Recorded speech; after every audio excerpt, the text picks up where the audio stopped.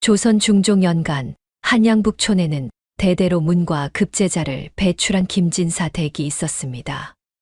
비록 지금은 벼슬길에 나아가지 못하고 집안 살림이나 돌보는 처지였으나 그 집안의 자부심만큼은 여전했지요. 서재에 빼곡히 들어찬 책들과 대를 이어 내려온 글씨들이 그 증거였습니다. 이 댁에는 석필이라는 산호비가 있었습니다. 본래 이름이 무엇이었는지는 본인도 기억하지 못했지요. 어릴 적 부모를 여의고 7살에 이 댁으로 팔려온 뒤 주인 나리께서 지어주신 이름이 석필이었습니다. 이제 20이 넘은 나이였습니다. 석필의 일은 단순했습니다. 서재를 청소하고 먹을 갈고 붓을 손질하고 종이를 정돈하는 것. 글을 읽을 줄 모르는 천한 놈이 할 수 있는 일이란 그런 것들 뿐이었지요. 김진사는 종종 석필을 보며 아까워하는 눈빛을 보냈습니다. 그 시선의 의미를 석필은 정확히 알지 못했으나 나리께서 자신을 아끼신다는 것만큼은 알 수 있었습니다. 다른 종들처럼 매질을 당하거나 굶주리지 않아도 되는 것이 얼마나 큰 은혜인지 석필은 잘 알았지요. 그래서 더욱 조심스럽게 일했습니다. 먹을 갈 때는 물의 양을 정확히 맞추고 붓을 닦을 때는 털 하나 상하지 않도록 세심하게 다뤘지요. 어느 가을날이었습니다.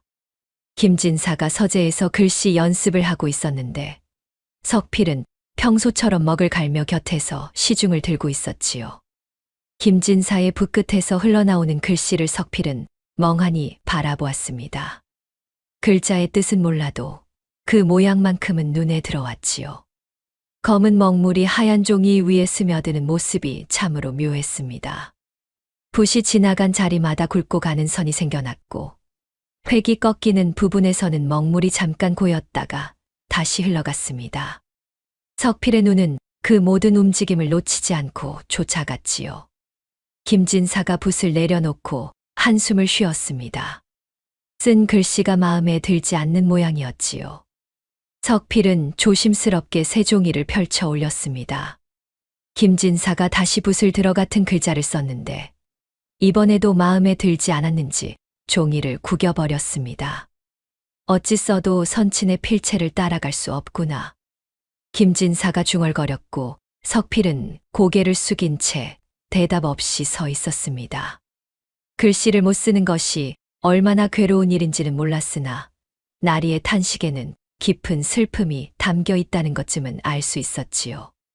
그날 밤 석필은 서재를 정리하다가 김진사가 구겨버린 종이들을 주웠습니다. 버릴 것이니 가져가도 상관없으리라 생각했지요. 석필은 그 종이들을 펼쳐 하나하나 들여다보았습니다. 글자의 뜻은 몰라도 그 모양은 또렷이 기억났습니다. 문득 이상한 충동이 일었습니다. 석필은 주변을 둘러보고는 낡은 붓 한 자루를 집어들었지요. 먹물을 적셔 조심스럽게 종이 위에 붓을 댔습니다.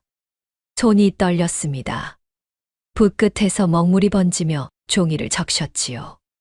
석필은 숨을 참고 낮에 본 글씨를 떠올렸습니다. 김진사가 붓을 든 각도, 획을 긋는 속도, 붓을 누르는 힘까지 그 모든 것이 눈앞에 선명히 그려졌습니다. 석필의 손이 저절로 움직였지요. 붓끝이 종이 위를 미끄러지듯 지나갔습니다. 첫 획을 그었습니다. 길게 내려 긋는 세로획이었지요. 석필은 자신도 모르게 입을 벌린 채 그 선을 바라보았습니다. 낮에 본 김진사의 글씨와 똑같았습니다. 아니, 단순히 비슷한 것이 아니라 정확히 같았지요. 심장이 빠르게 뛰었습니다. 석필은 다시 붓을 들어 두 번째 획을 그었습니다. 가로로 짧게 긋는 획이었는데 이번에도 완벽했습니다. 세 번째, 네 번째 획을 이어갔고 마침내 한 글자가 완성되었지요. 석필은 자신이 쓴 글자와 낮에 본 글자를 나란히 놓고 비교했습니다. 똑같았습니다. 털끝만큼도 다르지 않았지요. 글자의 뜻은 몰라도 그 모양만큼은 완벽하게 재현해낸 것입니다. 손이 떨렸습니다. 이게 무슨 일인가 싶었지요. 글을 배운 적도 없고 붓을 제대로 잡아본 적도 없는 천한 놈이 어찌 이런 일을 해낼 수 있단 말입니까? 석필은 황급히 종이를 구겨 품속에 넣었습니다.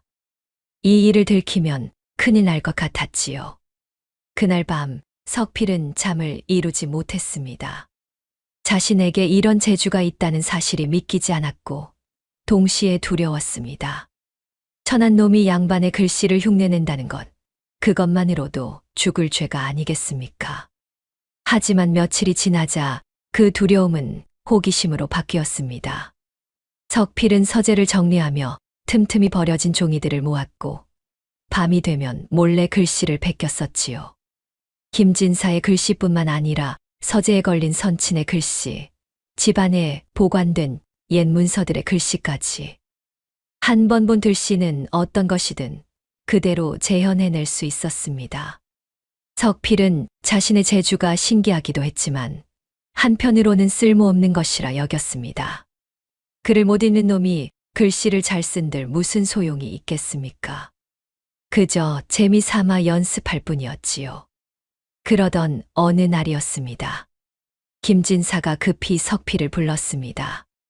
서재로 들어간 석필은 나리의 굳은 표정을 보고 무언가 큰일이 생겼음을 직감했지요. 김진사의 손에는 편지 한 통이 들려 있었고 그 종이가 미세하게 떨리고 있었습니다. 석필아. 김진사가 처음으로 석필의 이름을 불렀습니다. 평소라면 그저 이놈아라 불렀을 텐데 이번에는 달랐지요. 석필은 더욱 긴장한 채 고개를 숙였습니다. 네, 나리. 석필이 떨리는 목소리로 대답했습니다. 내 손재주를 내 눈이 놓치지 않았다. 밤마다 서재에서 무얼 하는지 다 알고 있었느니라. 김진사가 낮게 말했습니다. 석필의 등에 식은땀이 흘렀습니다. 들켰습니다. 죽을 줄 알았지요. 석필은 바닥에 엎드려 용서를 빌 준비를 했습니다. 그런데 김진사의 다음 말은 뜻밖이었습니다. 내 재주가 필요하다. 나를 도와주겠느냐? 김진사가 물었고 석필은 고개를 들어 나리를 바라보았습니다. 김진사의 얼굴에는 절박함이 서려 있었고 그 눈빛은 석필에게 무언가를 간절히 바라고 있었습니다. 석필은 그 순간 자신의 운명이 바뀌고 있음을 느꼈습니다. 김진사는 석필을 서재 한쪽 구석으로 끌고 갔습니다. 그곳에는 오래된 나무 괴짝 하나가 놓여 있었지요. 김진사가 괴짝을 열자 그 안에서 묵은 종이 냄새가 피어올랐습니다. 여러 문서들이 정갈하게 쌓여 있었습니다. 김진사가 문서 하나를 꺼내 석필에게 내밀었습니다. 아니, 정확히는 내던지듯 건넸지요. 석필은 황급히 그것을 받아들었습니다. 글자의 뜻은 알 수 없었으나 글씨의 모양만큼은 눈에 들어왔습니다. 힘있고 당당한 필체였지요.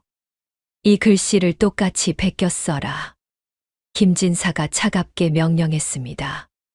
석필은 조심스럽게 고개를 끄덕이며 문서를 살폈지요. 무슨 일인지 알고 싶었으나 감히 물을 수가 없었습니다. 김진사는 석필을 위아래로 훑어보더니 코웃음을 쳤습니다. 천한 것이 주제도 모르고 내 주둥이는 입 다물고 손만 놀리면 그만이다. 김진사가 냉소를 띠며 말했습니다. 석필의 가슴이 서늘해졌지요. 나으리께서 자신을 아껴주신다고 생각했던 것이 얼마나 어리석은 착각이었는지 깨달았습니다. 김진사에게 석필은 그저 쓸모있는 도구에 불과했지요. 김진사가 다시 괴짝을 뒤지더니 낡은 종이 한 장을 더 꺼냈습니다. 그 종이에는 붉은 도장 자국이 찍혀 있었지요. 네모난 모양 안에 새겨진 글자들이 선명했습니다. 이 도장도 똑같이 만들어 와야 한다. 마을에 도장 새기는 장인이 있다. 김진사가 명령조로 말했습니다. 석필은 도장 자국을 들여다보며 그 모양을 눈에 담았지요. 김진사가 주머니에서 은자 몇 냥을 꺼내 바닥에 던졌습니다. 은자가 땅에 떨어지며 쨍그랑 소리를 냈지요. 도장 만드는 값이다. 주워라. 김진사가 말했고 석필은 무릎을 꿇고 바닥에 은자를 주었습니다. 굴욕적이었지만 어쩔 도리가 없었지요. 김진사는 그런 석필을 내려다보며 냉정하게 말했습니다. 일을 제대로 해내면 상을 주마. 하지만 실수하거나 입을 놀리면 내 목이 달아날 줄 알아라. 석필은 온몸이 굳었습니다. 김진사의 목소리에는 장난기라고는 없었지요. 석필이 떨리는 목소리로 대답했습니다. 네, 나으리. 명심하겠습니다. 김진사는 손을 휘저어 석필을 내쫓았습니다. 사흘 안에 모든 것을 끝내라는 명령과 함께 말이지요. 석필은 문서와 도장 자국이 찍힌 종이를 품에 넣고 서재를 나왔습니다. 마음이 무거웠지요. 자신이 무슨 일에 휘말린 것인지는 정확히 알 수 없었으나 분명 위험한 일이라는 것만큼은 느낄 수 있었습니다. 석필은 그날 밤부터 작업에 들어갔습니다. 자신이 묵는 좁은 방에서 촛불을 켜고 글씨를 연습했지요. 문서에 적힌 필체를 눈에 담고 손에 익히고 완벽하게 재현하기 위해 밤을 새웠습니다. 처음에는 손이 떨렸습니다. 실수하면 어떻게 될지 두려웠지요. 하지만 점점 붓질이 안정되었습니다. 석필의 손은 본 것을 그대로 재현하는 데 타고난 재주가 있었습니다.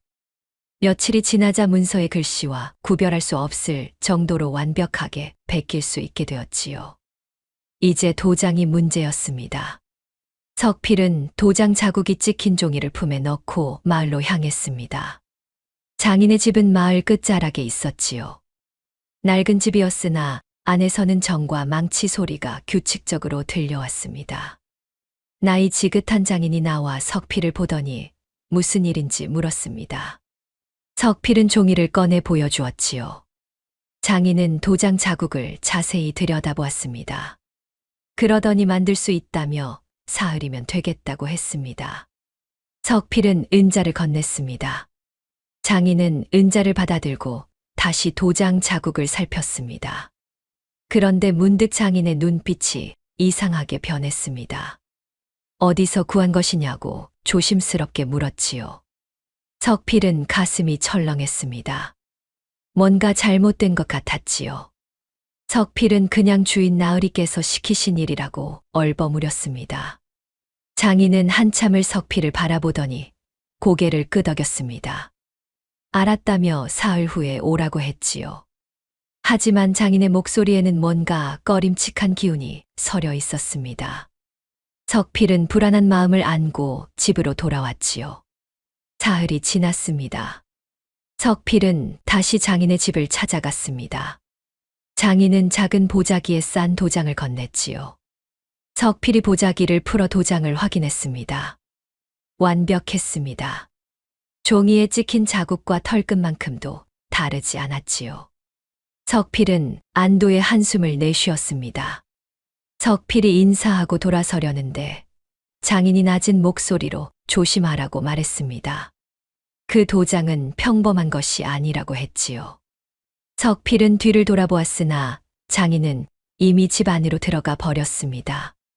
석필은 불길한 예감을 느끼며 김진사 댁으로 돌아갔습니다. 김진사는 도장을 받아들고 만족스러운 표정을 지었습니다. 붉은 먹을 묻혀 종이에 찍어보더니 고개를 끄덕였지요. 제법이라며 이제 문서를 쓰라고 명령했습니다. 석필은 먹을 갈고 붓을 들었습니다. 김진사가 불러주는 대로 글자를 하나하나 써 내려갔지요. 물론 석필은 그 뜻을 알지 못했습니다. 그저 김진사가 말하는 소리를 듣고 원본 문서의 글씨체를 그대로 재현할 뿐이었습니다. 한 시즌이 지나자 문서가 완성되었습니다. 김진사는 그 문서를 들고 찬찬히 살펴보았지요. 얼굴에 만족스러운 미소가 번졌습니다. 흠잡을 데가 없다며 이것이면 충분하다고 했습니다. 그리고 김진사는 석필을 날카롭게 쳐다보며 말했습니다.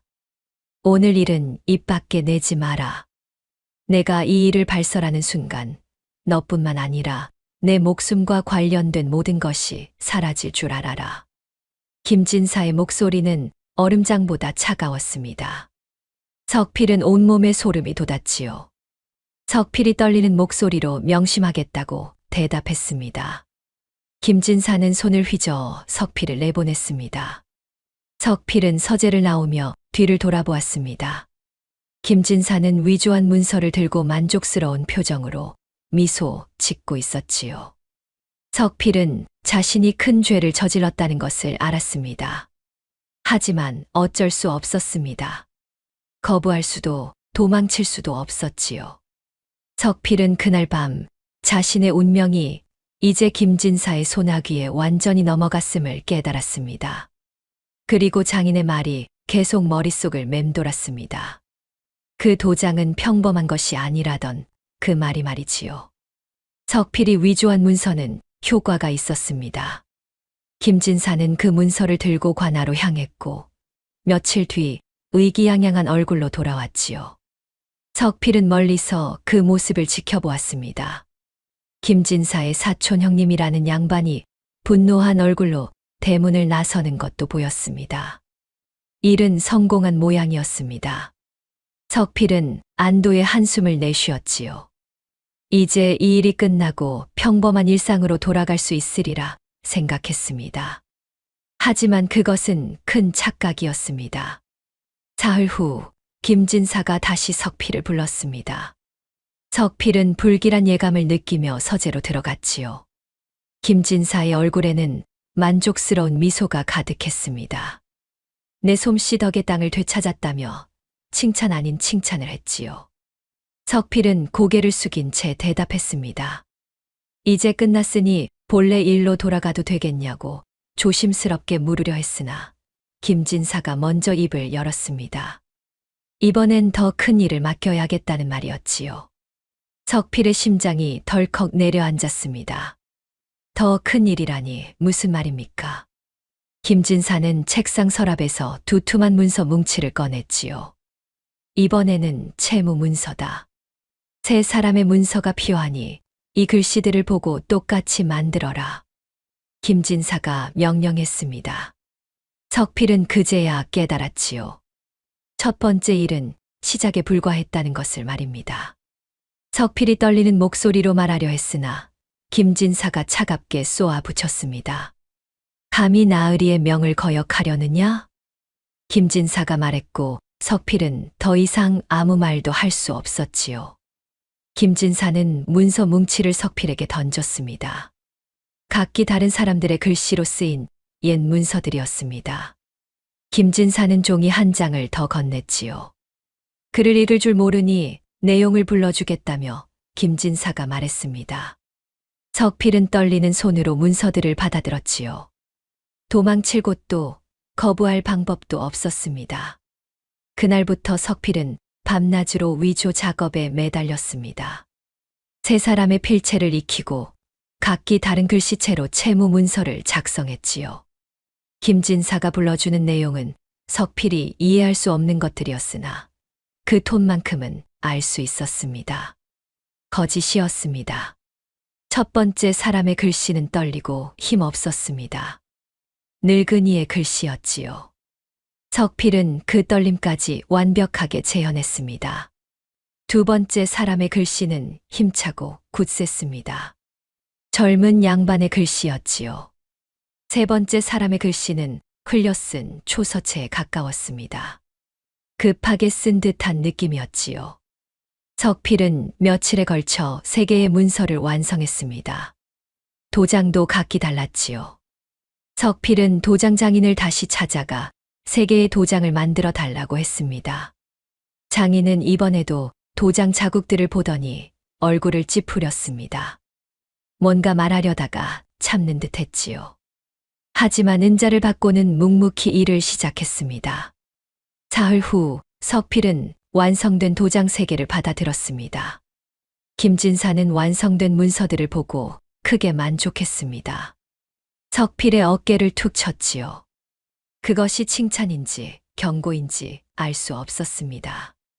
잘했다며 이제 이 문서들로 돈을 받아낼 수 있겠다고 했습니다. 석필은 불안했지요. 세 사람이 정말로 돈을 빌려갔는지 아니면 김진사가 꾸며낸 일인지 알 수 없었습니다. 하지만 석필은 아무것도 물을 수 없었지요. 며칠이 지나자 소문이 들려왔습니다. 김진사가 마을의 부유한 상인들을 상대로 채무 소송을 냈다는 것이었지요. 그들은 억울함을 호소했으나 김진사가 내민 문서들은 완벽했습니다. 필체도 도장도 종이의 낡은 정도까지 모든 것이 진짜처럼 보였지요. 석필은 마을 사람들의 수군거림을 들으며 가슴이 무거웠습니다. 자신이 만든 거짓 문서 때문에 억울한 사람들이 생겨났다는 것을 알았지요. 하지만 어쩔 수 없었습니다. 이미 돌이킬 수 없는 강을 건넌 것입니다. 어느 날 저녁이었습니다. 석필이 서재를 정리하고 있는데 김진사의 친구라는 양반이 찾아왔습니다. 이판서라는 사람이었지요. 김진사와 이판서는 술을 마시며 이야기를 나눴습니다. 석필은 술상을 준비하며 그들의 대화를 엿들을 수 있었습니다. 이판서가 낮은 목소리로 요즘 돈이 잘 구르는 모양인데 비결이 뭔지 물었지요. 김진사가 술잔을 들며 웃었습니다. 별게 아니라며 잊고 있던 빚을 받아낸 것뿐이라고 했습니다. 이판서가 의미심장하게 웃었습니다. 석필은 그 웃음소리에서 불길함을 느꼈지요. 이판서는 그 문서들이 어디서 나온 건지는 묻지 않겠다며 자신에게도 그런 문서가 필요하다고 했습니다. 물론 그럴 만한 솜씨를 가진 자가 있다면 말이지요. 김진사가 잠시 생각하더니 고개를 끄덕였습니다. 그리고 석필을 불렀지요. 석필아, 이리 와라. 김진사가 말했고 석필은 떨리는 다리로 그들 앞으로 갔습니다. 이판서가 석필을 위아래로 훑어보았지요. 그 눈빛은 마치 물건을 고르는 듯 했습니다. 이판서가 이놈이 그 솜씨를 가진 놈인지 물었습니다. 그렇네. 한 번 본 글씨를 똑같이 베끼는 재주가 있지. 김진사가 대답했습니다. 이판서의 눈이 번뜩였습니다. 석필은 본능적으로 위험을 느꼈지요. 자신이 이제 김진사만의 도구가 아니라 더 많은 사람들에게 이용당하게 되리라는 것을 깨달았습니다. 이판서가 흥미롭다며 자신에게도 좀 빌려달라고 했습니다. 급한 일이 있다고 했지요. 김진사는 잠시 망설이다가 고개를 끄덕였습니다. 사흘만 빌려주지. 다치지 않게 돌려보내게. 김진사가 말했고 이판서가 고개를 끄덕였습니다. 석필은 그 대화를 들으며 온몸이 얼어붙는 것을 느꼈지요. 자신이 이제 사람이 아니라 물건 취급을 받고 있다는 것을 깨달았습니다. 그날 밤 석필은 잠을 이룰 수 없었습니다. 자신의 재주가 축복이 아니라 저주라는 것을, 그리고 이 일이 점점 더 깊은 수렁으로 빠져든다는 것을 느꼈지요. 김진사의 탐욕은 끝이 없었고 이제 다른 양반들까지 석필을 탐내기 시작했습니다. 석필은 창밖을 바라보았습니다. 달빛이 차갑게 내려앉아 있었지요. 도망치고 싶었습니다. 하지만 어디로 가겠습니까?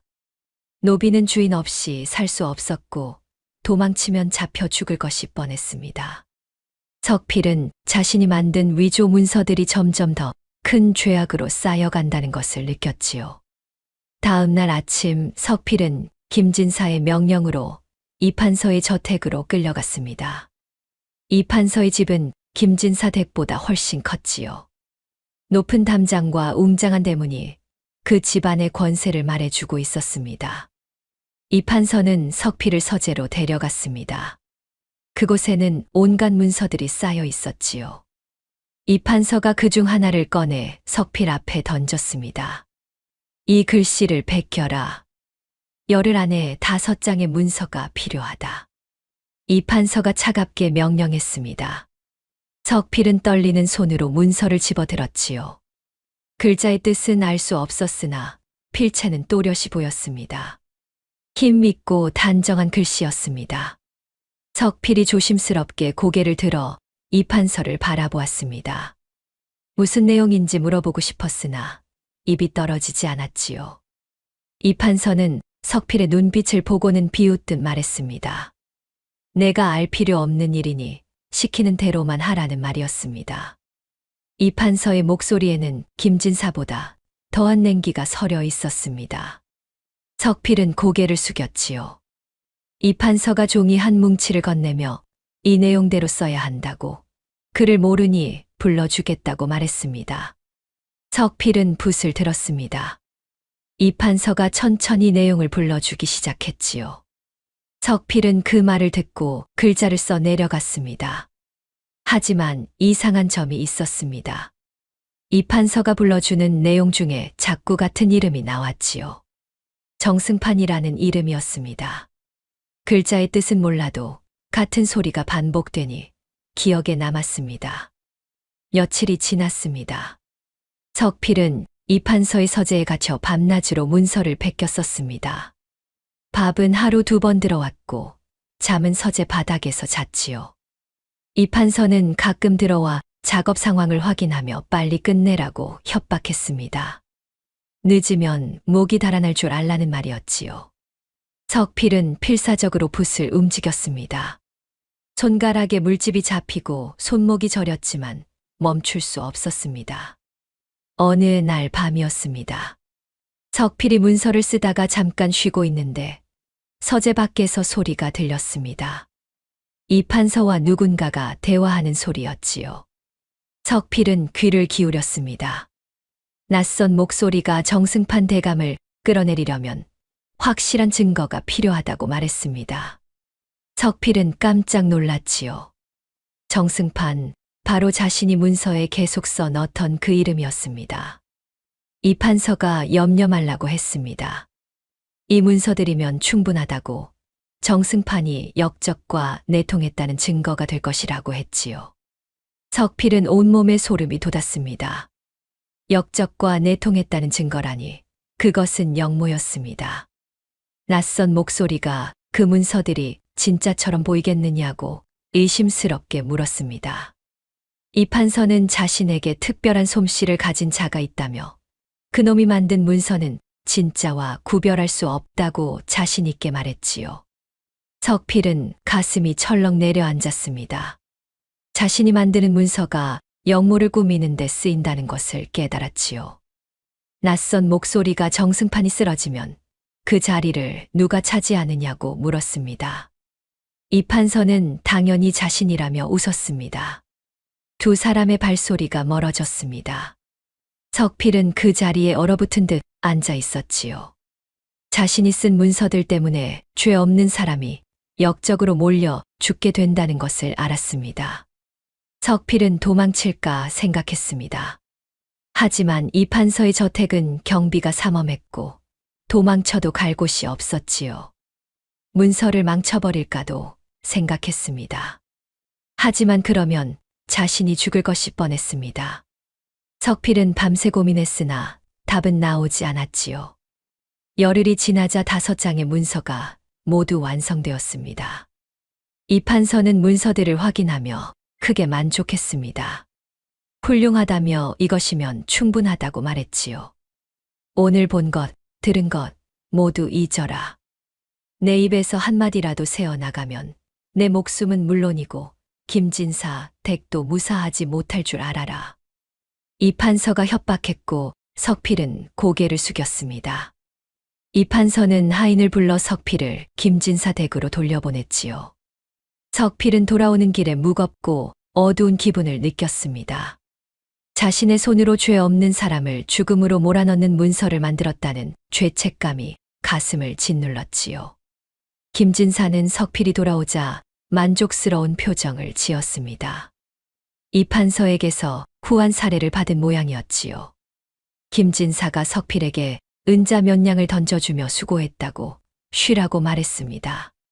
석필은 은자를 주워 자신의 방으로 돌아갔습니다.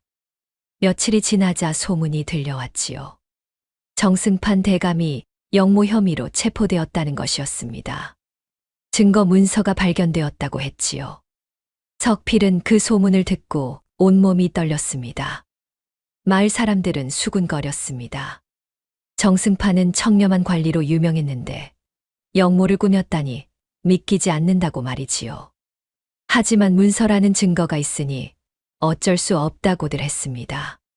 석필은 그 이야기들을 들으며 가슴이 찢어지는 것 같았습니다. 죄 없는 사람이 자신의 손 때문에 죽게 생겼지요. 석필은 밤마다 악몽에 시달렸습니다. 본 적도 없는 정승판의 얼굴이 꿈에 나타나 석필을 원망했습니다. 석필은 창밖을 바라보며 한숨을 내쉬었습니다. 달은 여전히 차갑게 빛나고 있었지요. 석필은 자신의 재주가 저주라는 것을 다시 한번 깨달았습니다. 이 손재주만 없었다면 이런 죄를 짓지 않아도 되었을 텐데 말입니다. 정승판이 체포된 지 보름이 지났습니다.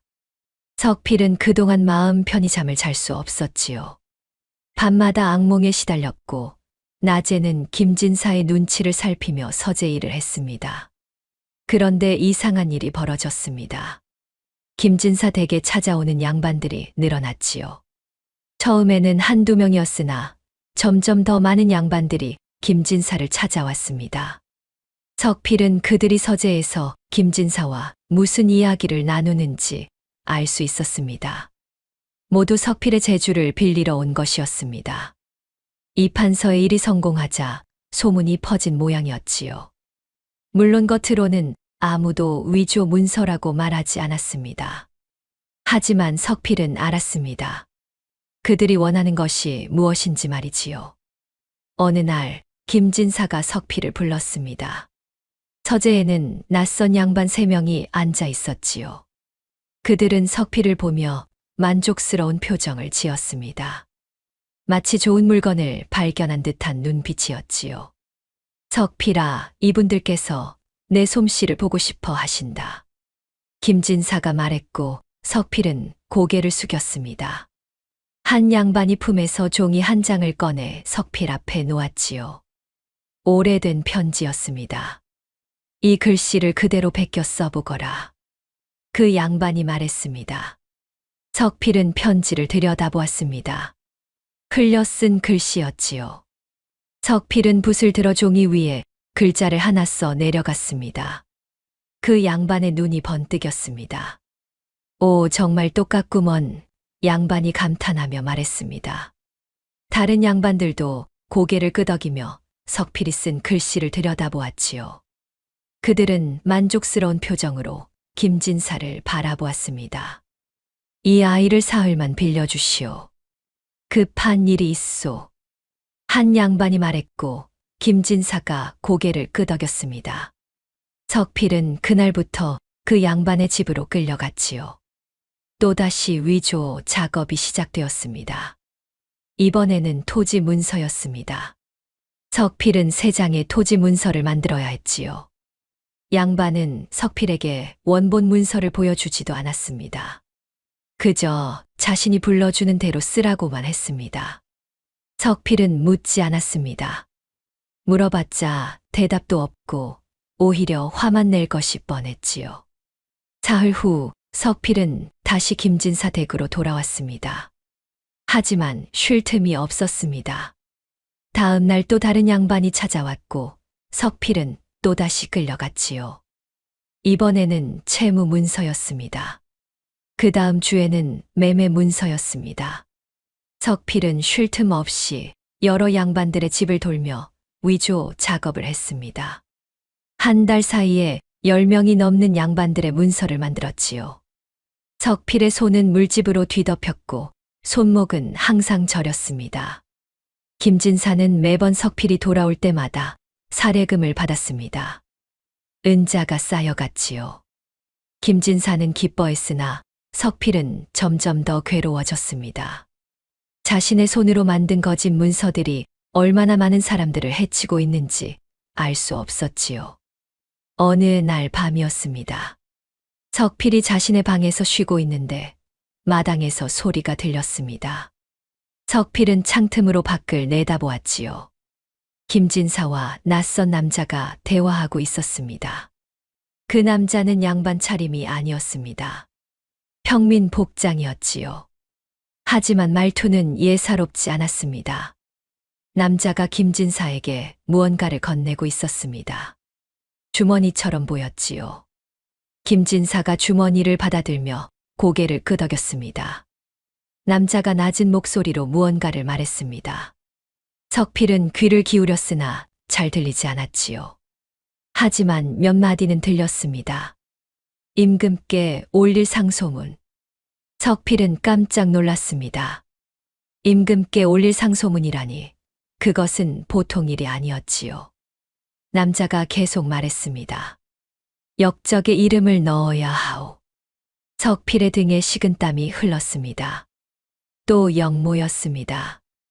이번에는 임금께 올리는 상소문에 거짓을 넣으려는 것이었지요. 남자와 김진사의 대화가 끝났습니다.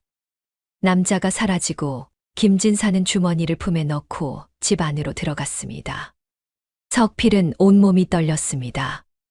이번 일은 정승판 때보다 더 위험했습니다. 임금께 올리는 문서를 위조한다는 것은 역모 중의 역모였지요. 들키면 삼족이 멸할 일이었습니다. 다음 날 아침 김진사가 석필을 불렀습니다. 석필아, 중요한 일이 생겼다. 이번에는 각별히 조심해야 한다. 김진사가 말했고 석필은 고개를 숙였습니다. 김진사는 서랍에서 오래된 상소문 한 장을 꺼냈지요. 이것은 30년 전 어느 신하가 임금께 올린 상소문이다. 이 필체를 그대로 베껴 새로운 상소문을 써야 한다. 김진사가 말했습니다. 석필은 상소문을 받아들고 살펴보았습니다. 격식을 갖춘 단정한 글씨였지요. 하지만 30년이나 된 종이라 누렇게 발해 있었습니다. 이번 일은 절대 실패하면 안 된다. 실수하면 너도 나도 죽는다. 김진사가 낮게 말했습니다. 석필은 온몸이 굳었지요. 김진사의 목소리에는 두려움이 섞여 있었습니다. 이번 일이 얼마나 위험한지 김진사도 알고 있었던 것입니다. 석필은 그날부터 상소문 작업에 매달렸습니다. 김진사가 불러주는 내용을 받아 적었지요. 내용 중에는 여러 신하들의 이름이 나왔습니다. 그들이 역적과 내통했다는 내용이었습니다. 석필은 알았습니다. 이 상소문이 임금께 전달되면 그 신하들은 모두 역적으로 몰려 죽게 될 것이라는 것을 말이지요. 하지만 석필은 붓을 멈출 수 없었습니다. 멈추면 자신이 죽을 터였습니다. 며칠이 지나 상소문이 완성되었습니다. 김진사는 상소문을 보며 만족스러운 표정을 지었지요. 하지만 그 얼굴에는 긴장감도 서려 있었습니다. 잘했다. 이제 이것을 전달하면 모든 게 끝난다. 김진사가 말했습니다. 하지만 석필은 알았습니다. 끝이 아니라는 것을 말이지요. 이것은 또 다른 시작일 뿐이었습니다. 석필은 자신이 점점 더 깊은 수렁으로 빠져들고 있다는 것을 느꼈습니다. 그리고 이제는 돌이킬 수 없는 지경에 이르렀다는 것도 알았지요. 상소문이 완성된 지 며칠 지났습니다. 석필은 김진사 댁에서 평소처럼 서재 일을 하고 있었지요. 하지만 마음은 편치 않았습니다. 자신이 만든 상소문이 어떤 결과를 가져올지 두려웠습니다. 어느 날 저녁 석필은 마을 우물가로 물을 기르러 갔습니다. 해가 지고 어둠이 내려앉을 무렵이었지요. 석필이 물동이를 채우고 있는데 누군가 뒤에서 낮은 목소리로 불렀습니다. 석필이 아니냐는 말이었습니다. 석필은 깜짝 놀라 뒤를 돌아보았습니다. 어둠 속에서 한 노인이 서 있었지요. 자세히 보니 도장 장인이었습니다. 석필에게 여러 번 도장을 만들어준 그 장인 말입니다. 장인은 주변을 둘러보더니 따라오라고 말했습니다. 할 말이 있다고 했지요. 석필은 망설였으나 장인의 눈빛이 심상치 않았습니다. 석필은 물동이를 내려놓고 장인을 따라갔지요. 장인은 마을 외곽의 한적한 곳으로 석필을 데려갔습니다. 아무도 없는 곳이었지요. 장인이 석필을 돌아보며 입을 열었습니다. 내가 만들어 달라던 도장들이 모두 고위 관료들의 것이었다고 말했습니다. 처음에는 그저 이상하다고만 생각했다고 했지요. 하지만 점점 더 많은 도장을 만들어 달라고 했고, 그것도 모두 죽은 사람들이거나 높은 벼슬아치들의 도장이었다고 했습니다. 장인의 목소리에는 걱정이 서려 있었습니다. 며칠 전 관아 포졸들이 내 집에 왔다. 도장 위조에 대해 물었지. 장인이 말했고 석필의 얼굴이 하얗게 질렸습니다. 장인이 한숨을 쉬며 말을 이었습니다. 자신은 모른다고 했지만 포졸들이 다시 올 것이라고 했지요. 이번에는 더 깊이 캐물을 것이라고 했습니다. 석필은 온몸이 떨렸습니다. 들킬 위기였습니다. 관아에서 수사를 시작했다는 것은 누군가 위조 문서를 의심하고 있다는 뜻이었지요. 장인이 심각하게 말했습니다. 자신은 석필이 누구 시키는 대로 한 것이라는 걸 안다고. 하지만 이대로 가다간 석필만 죽는 게 아니라 모두 죽는다고 했습니다. 석필이 어찌 해야 하느냐고 떨리는 목소리로 물었습니다. 장인이 잠시 생각하더니 도망치라고 말했습니다. 지금 당장 이 마을을 떠나라고 했지요. 석필은 고개를 저었습니다. 도망칠 곳이 없었지요. 노비가 어디로 도망칩니까? 잡히면 죽을 것이 뻔했습니다. 장인은 도망치지 않으면 어차피 죽는다며 도망치면 살 가능성이라도 있지 않겠느냐고 말했습니다.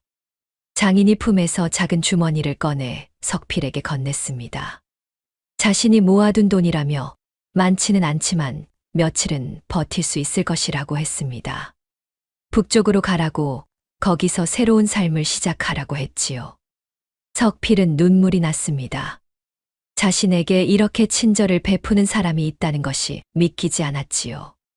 석필은 주머니를 받으며 고개를 숙여 절했습니다. 은혜 잊지 않겠다고 말했습니다. 장인이 석필의 어깨를 가만히 두드리고는 조용히 사라졌지요. 석필은 그 자리에 한참을 서 있었습니다.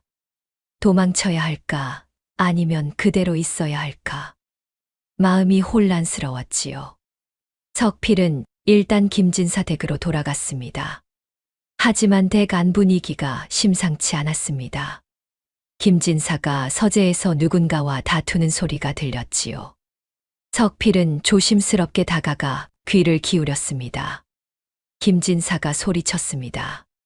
관아에서 조사를 시작했다니 누가 고발했냐는 말이었지요. 다른 목소리가 대답했습니다. 이판서였습니다. 정승판의 아들이 상소문의 필체가 이상하다며 문제를 제기했다고 전문가를 불러 조사 중이라고 했습니다. 김진사가 무언가를 내던지는 소리가 들렸습니다. 그럼 자신들이 만든 문서들이 모두 들통날 수 있냐고 다급하게 물었지요. 이판서가 잠시 침묵하더니 그럴 가능성이 높다고 대답했습니다. 특히 그 노비 석필이 문제라고, 그놈만 잡히면 모든 게 끝이라고 했습니다. 석필은 온몸이 얼어붙었습니다. 이판서가 계속 말했습니다. 석필을 없애야 한다고, 증거를 남기면 안 된다고 했지요. 김진사가 한참을 침묵하더니 알았다고, 자신이 처리하겠다고 낮게 말했습니다. 석필은 더 이상 듣지 못하고 그 자리를 떠났습니다. 다리가 후들거렸지요. 김진사가 자신을 죽이려 한다는 것을 깨달았습니다. 증거를 없애기 위해서 말이지요. 석필은 자신의 방으로 돌아가 짐을 챙기기 시작했습니다. 많지 않았습니다. 옷가지 몇 벌과 장인이 준 주머니가 전부였지요. 석필은 밤이 깊어지길 기다렸습니다. 한밤중이 되었습니다. 석필은 조심스럽게 방을 나섰습니다. 대문 쪽으로 향했지요. 하지만 대문 앞에 하인 둘이 서 있었습니다. 김진사가 시켜놓은 것이 분명했습니다. 석필은 뒤로 돌아가 담장을 살폈습니다. 뒷담 쪽이 낮았지요. 석필은 조심스럽게 담을 넘었습니다. 떨어지는 소리가 났지만 다행히 아무도 눈치채지 못한 것 같았습니다. 석필은 어둠 속으로 뛰기 시작했습니다. 북쪽으로 장인이 말한 그곳으로 가야 했습니다. 뒤에서 개 짖는 소리가 들렸지요. 누군가 자신이 도망친 것을 알아챈 모양이었습니다. 석필이가 도망쳤다. 찾아라. 김진사의 목소리가 멀리서 들렸습니다. 석필은 더 빨리 뛰었습니다. 숨이 찼지만 멈출 수 없었지요. 뒤에서 횃불 빛이 흔들렸습니다. 추격이 시작된 것입니다. 석필은 산으로 향했습니다. 어둠 속에서 나무와 바위에 부딪혀 넘어졌지만 일어나서 계속 뛰었지요. 살아야 했습니다. 진실을 밝혀야 했습니다. 석필은 그렇게 어둠 속으로 사라졌습니다. 석필은 밤새 산을 헤맸습니다. 뒤에서 들려오던 추격자들의 소리가 점점 가까워졌다가 멀어지기를 반복했지요. 석필은 쉬지 않고 걸었습니다. 발에 물집이 잡히고 옷이 찢어졌지만 멈출 수 없었습니다. 동이 트기 시작했습니다. 석필은 산 중턱의 큰 바위 뒤에 몸을 숨겼지요. 숨을 고르며 아래를 내려다보았습니다. 멀리서 사람들이 움직이는 것이 보였습니다. 김진사가 보낸 추격자들이었습니다. 석필은 바위 뒤에 웅크리고 앉아 생각했습니다. 이대로 도망만 칠 수는 없었지요. 언젠가는 잡힐 것이 뻔했습니다. 석필에게 필요한 것은 증거였습니다. 자신이 억지로 위조 문서를 만들었다는 증거, 그리고 김진사와 이판서의 죄를 밝힐 증거 말이지요. 하지만 그런 증거가 어디 있습니까? 석필은 한숨을 내쉬었습니다. 그때 멀리서 말발굽 소리가 들렸지요. 석필은 바위 틈으로 내려다보았습니다. 관복을 입은 관리 한 명이 말을 타고 산길을 오르고 있었습니다. 뒤에는 포졸 서넛이 따라오고 있었지요. 석필은 숨을 죽였습니다. 관아에서 나온 사람들이었습니다. 관리 일행은 석필이 숨은 바위 아래쪽에서 멈췄습니다. 김진사가 보낸 추격자들과 마주친 모양이었지요. 석필은 귀를 기울였습니다. 관리가 여기서 무엇을 하느냐고 물었습니다. 추격자 중 한 명이 도망친 종을 찾고 있다고, 주인 나으리의 물건을 훔쳐 달아났다고 대답했지요. 거짓말이었습니다. 석필은 아무것도 훔치지 않았습니다. 관리가 그 종의 이름을 물었습니다. 추격자가 석필이라고 대답했지요. 관리의 얼굴이 굳어졌습니다. 혹시 김진사 댁의 석필을 말하는 것이냐고 다시 물었습니다. 추격자가 그렇다고 하자 관리가 말해서 내렸습니다. 그 석필을 찾는 것은 우리 관아의 일이다. 너희는 물러가라. 관리가 단호하게 말했습니다. 추격자들이 당황하며 서로를 바라보았지요.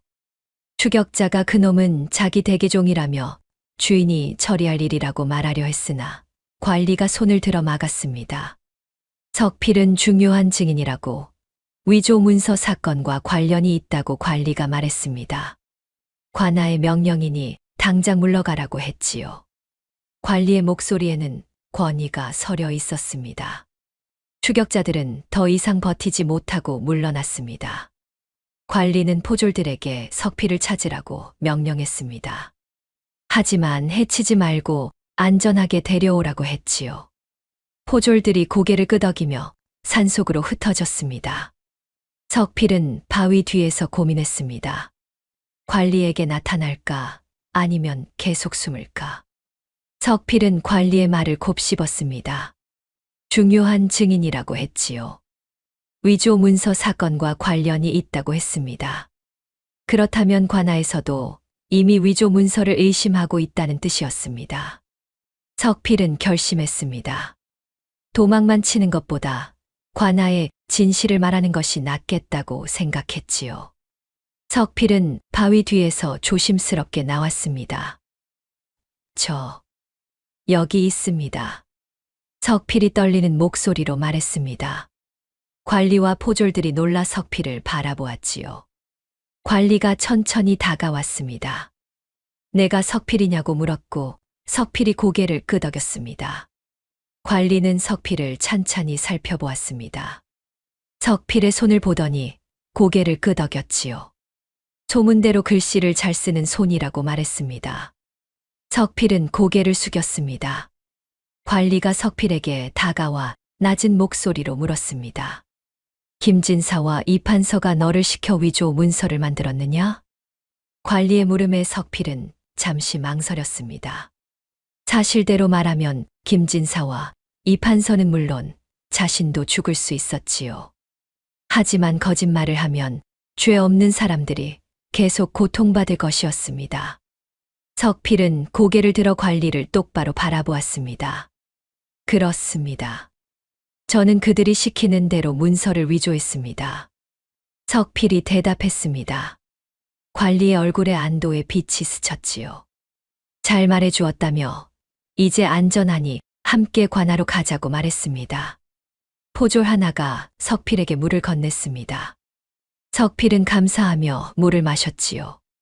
석필은 관리를 따라 산을 내려갔습니다. 하지만 마음 한구석이 무거웠습니다. 이제 진실이 밝혀지면 김진사와 이판서뿐만 아니라 자신도 벌을 받을 것이었지요. 하지만 석필은 이것이 옳은 일이라고 생각했습니다. 더 이상 죄 없는 사람들이 고통받아서는 안 되었습니다. 산 아래에 다다랐을 때였습니다. 갑자기 숲속에서 화살이 날아왔습니다. 포졸 한 명이 화살을 맞고 쓰러졌지요. 관리가 매복이라고 소리치며 몸을 숨기라고 외쳤습니다. 석필은 황급히 나무 뒤로 몸을 숨겼습니다. 숲속에서 검은 옷을 입은 자객들이 나타났지요. 그들은 칼을 들고 관리 일행을 공격했습니다. 김진사와 이판서가 보낸 자객들이 분명했습니다. 포졸들이 칼을 빼들고 맞섰으나 자객들의 숫자가 많았습니다. 관리가 석필을 향해 소리쳤습니다. 석필아 도망쳐라. 살아서 진실을 밝혀야 한다. 관리의 외침에 석필은 망설였습니다. 하지만 관리의 눈빛이 단호했지요. 석필은 고개를 끄덕이고 다시 산속으로 뛰어 올라갔습니다. 뒤에서 칼 부딪히는 소리와 비명소리가 들렸습니다. 석필은 눈물을 흘리며 뛰었지요. 자신 때문에 사람들이 죽어가고 있었습니다. 자객 둘이 석필을 쫓아왔습니다. 석필은 필사적으로 달렸습니다. 앞에 절벽이 나타났습니다. 아래로는 깊은 계곡이 보였지요. 석필은 더 이상 갈 곳이 없었습니다. 자객들이 다가왔습니다. 석필은 절벽 끝에 서서 뒤를 돌아보았습니다. 자객들이 칼을 들고 천천히 다가왔습니다. 석필은 뒤를 돌아 계곡을 내려다보았지요. 물소리가 멀리서 들렸습니다. 석필은 마지막 결심을 했습니다. 잡혀 죽는 것보다 뛰어내려 살 가능성에 걸어보기로 말이지요. 석필은 숨을 크게 들이마시고 절벽에서 뛰어내렸습니다. 바람이 얼굴을 때렸고 세상이 빙글빙글 돌았습니다. 그리고 차가운 물속으로 떨어졌지요. 석필은 차가운 물속에서 정신을 잃었습니다. 얼마나 시간이 지났을까요? 석필은 천천히 눈을 떴습니다. 온몸이 욱신거렸지요. 석필은 물가에 누워 있었습니다. 하늘을 올려다보니 해가 중천에 떠 있었습니다. 아침에 뛰어내렸으니 한나절은 지난 모양이었지요. 석필은 몸을 일으키려 했으나 팔에 통증이 느껴졌습니다. 다친 것 같았습니다. 석필은 천천히 주변을 살폈습니다. 계곡 아래쪽이었지요. 물살에 떠내려온 모양이었습니다. 다행히 살았습니다. 석필은 하늘에 감사했지요. 석필이 일어나려는데 누군가 다가오는 소리가 들렸습니다. 석필은 긴장했습니다. 자객들이 따라온 것일까요? 석필은 주변의 나뭇가지를 집어들었지요. 하지만 나타난 사람은 자객이 아니었습니다. 나이 든 스님이었지요. 스님은 석필을 보더니 놀란 표정을 지었습니다. 여기서 사람을 보다니 신기하다는 표정이었습니다. 스님이 다가와 석필의 상처를 살피더니 혀를 찼습니다. 많이 다쳤다며 절로 가자고 치료해 주겠다고 말했지요. 석필은 고개를 끄덕였습니다. 스님의 도움을 받아 일어섰습니다. 1시경쯤 걸었을까요? 산속 깊은 곳에 작은 절이 나타났습니다. 낡았지만 단정하게 관리된 절이었지요. 스님은 석필을 요사체로 데려가 누였습니다. 스님은 약초를 찧어 석필의 상처에 발랐습니다. 따끔했지만 참을 만했지요. 스님이 붕대를 감으며 무슨 일로 계곡에 떨어진 것이냐고 물었습니다. 석필은 망설였습니다. 사실대로 말해야 할까요? 하지만 스님의 눈빛이 온화했습니다. 석필은 천천히 자신의 이야기를 꺼냈지요. 위조 문서를 만든 일, 김진사와 이판서에게 이용당한 일, 도망치다가 절벽에서 뛰어내린 일까지 모두 말했습니다. 스님은 묵묵히 듣고 있었습니다. 석필의 이야기가 끝나자 한숨을 내쉬며 말했지요.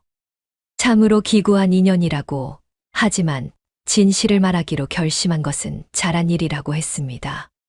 스님이 계속 말했습니다. 이 절에는 자신 혼자뿐이라고, 한동안 여기서 쉬어가라고, 상처가 아물 때까지는 움직이지 않는 게 좋겠다고 했지요. 석필은 감사하며 고개를 숙였습니다. 스님은 석필에게 죽 한 그릇을 가져다 주었습니다. 석필은 죽을 먹으며 눈물이 났지요. 도망치느라 제대로 먹지 못한 지 사흘째였습니다.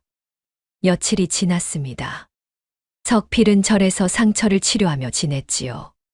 스님은 말이 없는 사람이었습니다.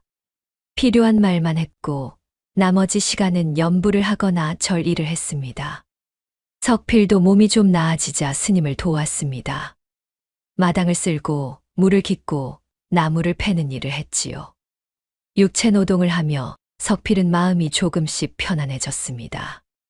어느 날 저녁이었습니다. 석필과 스님은 법당 앞에 앉아 있었지요. 스님이 조용히 이제 어찌 할 셈이냐고 물었습니다. 관하로 가야 합니다. 진실을 밝혀야 합니다.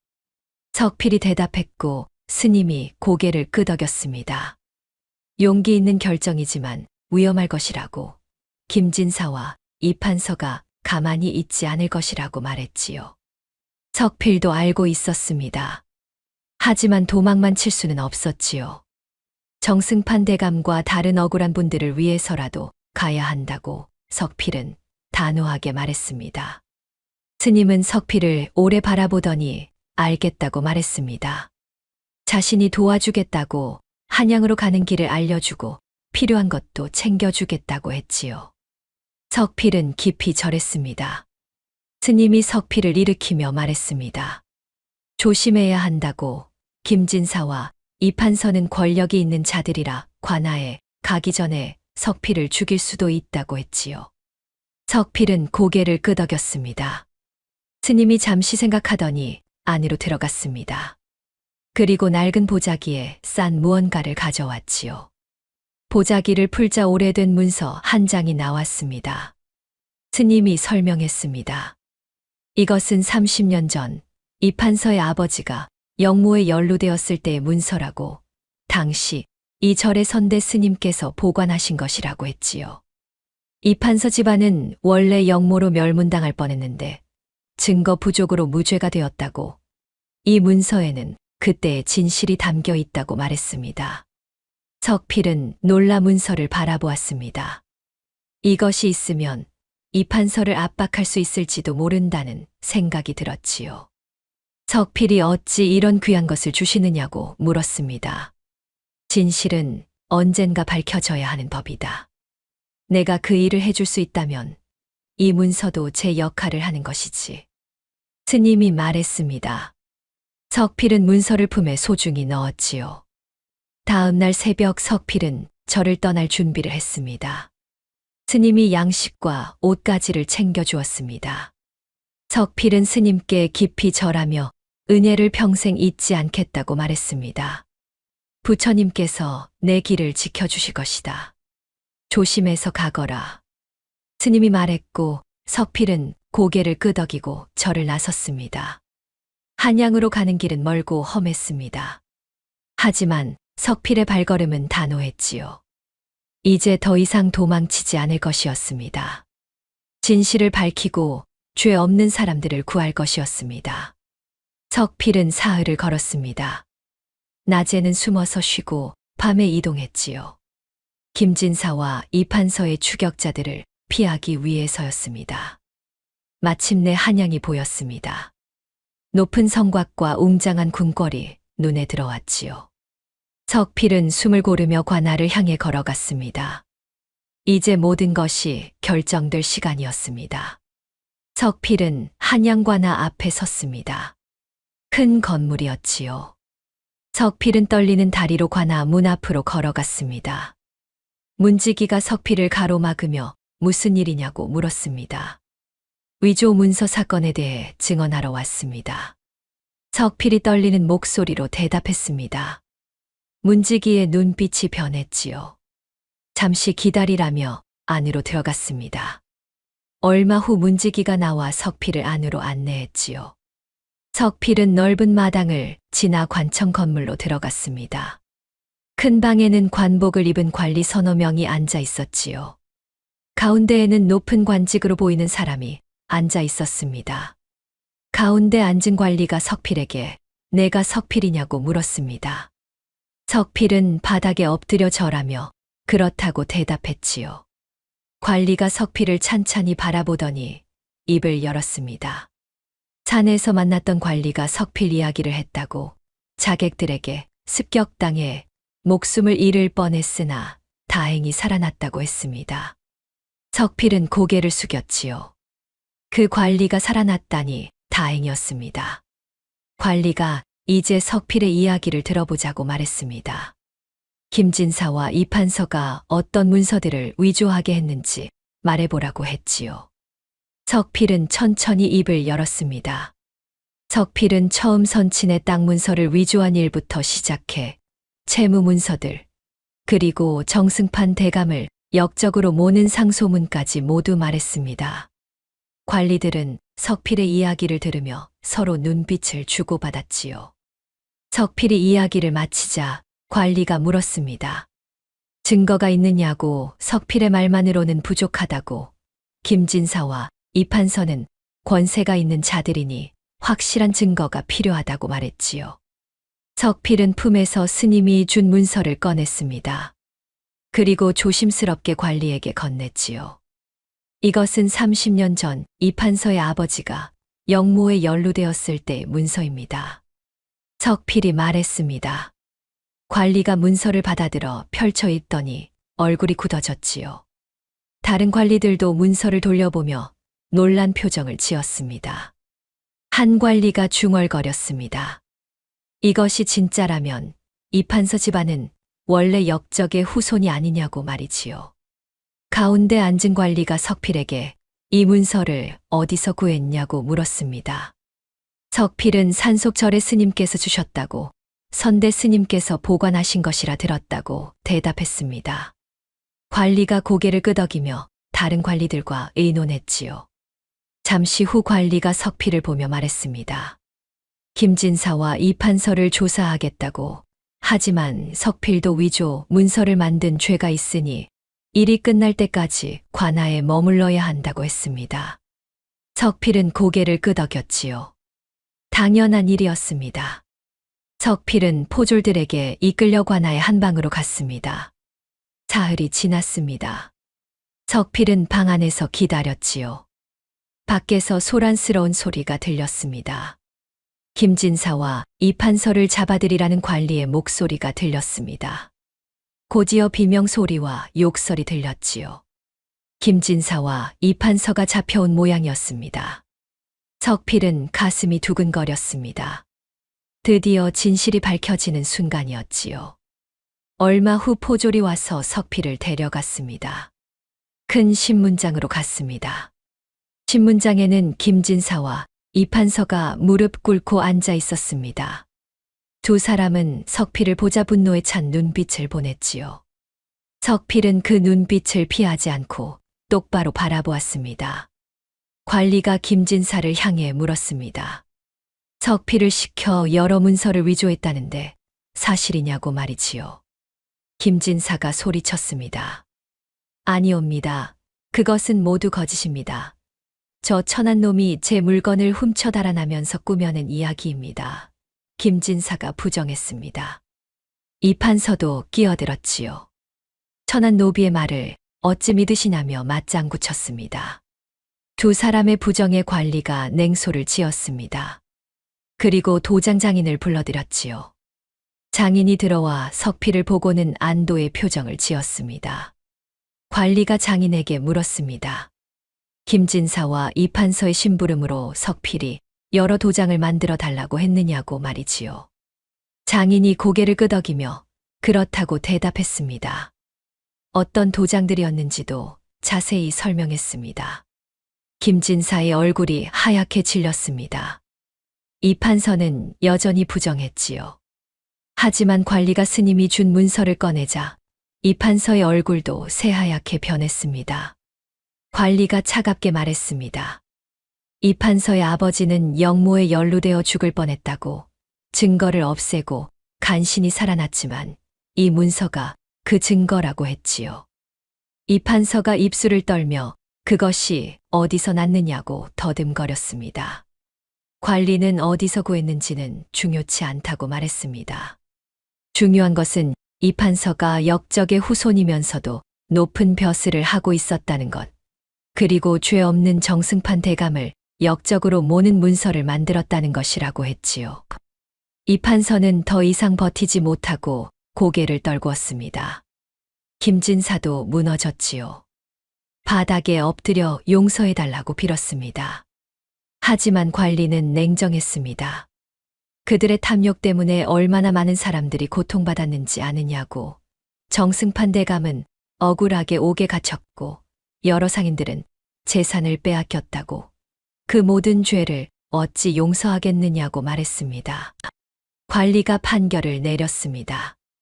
김진사와 이 판서는 유배형에 처해졌지요. 모든 재산은 몰수되고 그들이 빼앗은 것들은 원래 주인에게 돌려주기로 했습니다. 정승판 대감은 석방되어 복권되었습니다. 억울하게 고통받던 사람들도 명예를 되찾았지요. 석필은 그 광경을 바라보며 안도의 한숨을 내쉬었습니다. 드디어 진실이 밝혀졌지요. 정의가 실현되었습니다. 하지만 석필의 마음 한구석은 여전히 무거웠습니다. 자신도 죄를 지었다는 사실은 변하지 않았으니까요. 관리가 석필을 불렀습니다. 이제 석필의 처벌을 결정할 차례였습니다. 관리가 석필을 앞으로 나오라고 했습니다. 석필은 떨리는 다리로 앞으로 걸어 나가 무릎을 꿇고 고개를 숙였지요. 관리가 말했습니다. 석필도 위조 문서를 만든 죄가 있다고. 비록 강요에 의한 것이었으나 죄는 죄라고 했지요. 석필은 고개를 끄덕였습니다. 당연한 말이었습니다. 하지만 관리가 계속 말했습니다. 석필이 용기를 내어 진실을 밝혔고 그 덕분에 억울한 사람들을 구할 수 있었다고. 이것은 큰 공이라고 했지요. 그리고 석필이 강요에 못 이겨 한 일이니 참작할 여지가 있다고 말했습니다. 석필아, 너는 자유의 몸이 되었다. 노비 신분에서 벗어나 양인이 되는 것을 허락한다. 관리가 말했습니다. 석필은 귀를 의심했지요. 자유의 몸이라니, 양인이 된다니 믿기지 않았습니다. 관리가 계속 말했습니다. 석필의 재주를 아끼는 바이니 관아에서 문서를 정리하는 일을 맡기고자 하는데 받아들이겠느냐고 물었지요. 석필은 눈물이 났습니다. 자신 같은 죄인을 이렇게 대해주다니 감사할 따름이었지요. 하지만 석필은 말했습니다. 은혜 잊지 않겠습니다. 하지만 제 손은 많은 거짓을 만들었습니다. 이 손으로 다시 글을 쓴다는 것이 두렵습니다. 석필이 떨리는 목소리로 말했습니다. 관리가 잠시 생각하더니 대답했습니다. 석필의 손은 거짓도 만들었지만 진실도 밝혔다고. 이제 그 손으로 올바른 일을 하면 되지 않겠느냐고 말했지요. 석필은 깊이 절하며 받아들이겠다고 말했습니다. 석필은 관아를 나왔습니다. 자유의 몸이 되어 처음으로 한양거리를 걸었지요. 해가 저물고 있었습니다. 노을이 아름다웠습니다. 석필은 북촌 쪽으로 걸어가 도장 장인을 찾아갔습니다. 장인은 석필이 살아 돌아온 것을 보고 크게 기뻐했지요. 석필은 장인께 깊이 절했습니다. 장인의 도움이 없었다면 여기까지 올 수 없었을 것입니다. 석필은 장인과 함께 저녁을 먹으며 그간의 일을 이야기했습니다. 장인은 석필이 양인이 되었다는 말을 듣고 크게 기뻐했지요. 석필이 올바른 길을 선택했다며 칭찬했습니다. 장인이 이제 무엇을 할 것이냐고 물었습니다. 석필은 관아에서 문서 일을 맡게 되었다고 대답했지요. 그리고 한 가지 더 하고 싶은 일이 있다고 말했습니다. 석필은 글을 배우고 싶다고 했습니다. 지금까지는 글자의 모양만 베꼈지만 이제는 그 뜻도 알고 싶다고 말했지요. 장인이 좋은 생각이라며 고개를 끄덕였습니다. 며칠 후 석필은 정승판 대감을 찾아갔습니다. 대감은 옥에서 풀려나 집으로 돌아와 있었지요. 석필은 대문 앞에서 한참을 망설였습니다. 자신이 만든 거짓 문서 때문에 대감이 고통받았으니 용서를 구해야 할지 말아야 할지 몰랐습니다. 결국 석필은 용기를 내어 문을 두드렸습니다. 하인이 나와 누구냐고 물었고 석필이 자신의 이름을 말하자 놀란 표정을 지었지요. 잠시 후 하인이 돌아와 석필을 안으로 안내했습니다. 정승판 대감은 사랑채에 앉아 있었습니다. 나이든 양반이었지만 눈빛은 맑고 강인했지요. 석필은 대감 앞에 무릎을 꿇고 깊이 절했습니다. 소인은 석필이옵니다. 제 손으로 대감님을 역적으로 모는 문서를 만들었습니다. 용서를 구하러 왔습니다. 석필이 떨리는 목소리로 말했습니다. 대감은 한참 동안 석필을 바라보았지요. 그리고 고개를 들라고 말했습니다. 석필이 조심스럽게 고개를 들자 대감이 말했습니다. 내가 진실을 밝히지 않았다면 나는 역적으로 죽었을 것이다. 내 용기 덕분에 나는 명예를 되찾았다. 오히려 내가 내게 감사해야 하지 않겠느냐. 대감의 말에 석필은 눈물이 났습니다. 용서받을 자격이 없다고 생각했는데 오히려 감사하다는 말을 듣다니 믿기지 않았지요. 석필이 처음에 문서를 만든 것은 자신의 손이라고 말하려 했으나 대감이 손을 들어 막았습니다. 강요당의 한 일이라는 것을 안다고 중요한 것은 잘못을 깨닫고 바로잡았다는 것이라고 그것으로 충분하다고 말했지요. 석필은 깊이 절하며 감사의 뜻을 전했습니다. 석필은 대감의 집을 나와 관아로 향했습니다. 이제 새로운 삶이 시작될 것이었지요. 석필은 관아에서 문서를 정리하는 일을 맡았습니다. 낮에는 관아에서 일하고 밤에는 글을 배웠습니다. 몇 달이 지났습니다. 석필은 이제 간단한 글을 읽고 쓸 수 있게 되었지요. 자신이 베껴 쓴 글자들의 뜻을 이제야 알게 되었습니다. 그때 얼마나 무서운 내용들이었는지도 깨달았습니다. 어느 가을날이었습니다. 석필은 산속절을 찾아갔습니다. 은혜를 갚고 싶었지요. 절에 도착하니 스님이 마당을 쓸고 있었습니다. 석필을 알아본 스님의 얼굴에 미소가 번졌습니다. 석필은 스님께 깊이 절하며 그간의 일을 이야기했습니다. 스님은 석필의 이야기를 들으며 고개를 끄덕였지요. 잘했다고 올바른 길을 선택했다고 말했습니다. 석필은 품에서 보자기를 꺼냈습니다. 그 안에는 쌀과 약간의 돈이 들어 있었지요. 은혜를 조금이나마 갚고자 한다고 말했으나 스님은 손을 내저었습니다. 필요 없다고 석필이 잘 살아가는 것이 더 큰 보답이라고 말했지요. 석필은 하루를 절에서 보내고 다음 날 한양으로 돌아갔습니다. 가는 길에 석필은 생각했습니다. 자신의 손이 만든 거짓 때문에 많은 사람들이 고통받았지만 그 손으로 진실을 밝히고 사람들을 구했다는 것을 말이지요. 석필은 다짐했습니다. 앞으로는 이 손으로 올바른 일만 하겠다고 다시는 거짓을 만들지 않겠다고 말입니다. 한양에 도착한 석필은 관아로 향했습니다. 새로운 하루가 시작될 것이었지요. 석필은 당당하게 걸었습니다. 이제는 더 이상 천한 노비가 아니었습니다. 자유로운 양인이었고 진실을 지키는 사람이었습니다. 교훈 석필의 이야기는 이렇게 끝이 났습니다. 한때 조선 최고의 문서 위조범이었던 노비는 이제 정의를 지키는 관아의 서리가 되었지요. 옛말에 전화위복이라 했습니다. 재앙이 바뀌어 오히려 복이 된다는 뜻이지요. 석필의 재주는 처음에는 저주처럼 보였습니다. 그 재주 때문에 악인들에게 이용당하고 죄 없는 사람들을 해쳤으니까요. 하지만 석필은 용기를 내어 진실을 밝혔습니다. 잘못을 깨닫고 바로잡았지요. 그 결과 저주였던 재주는 축복이 되었습니다.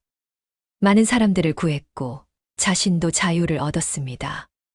우리는 모두 어떤 재주를 가지고 있습니다. 그 재주를 어떻게 쓰느냐는 우리의 선택에 달려 있지요. 악인의 손에 들어가면 재주는 해를 끼치는 도구가 됩니다. 하지만 올바른 마음으로 쓴다면 그 재주는 세상을 이롭게 하는 힘이 됩니다. 석필은 자신의 손으로 더 이상 거짓을 만들지 않았습니다. 오직 진실만을 기록했지요. 그의 이야기는 한양에 조용히 퍼져나갔습니다. 천한 노비였던 자가 용기로 정의를 세웠다는 이야기로 말입니다.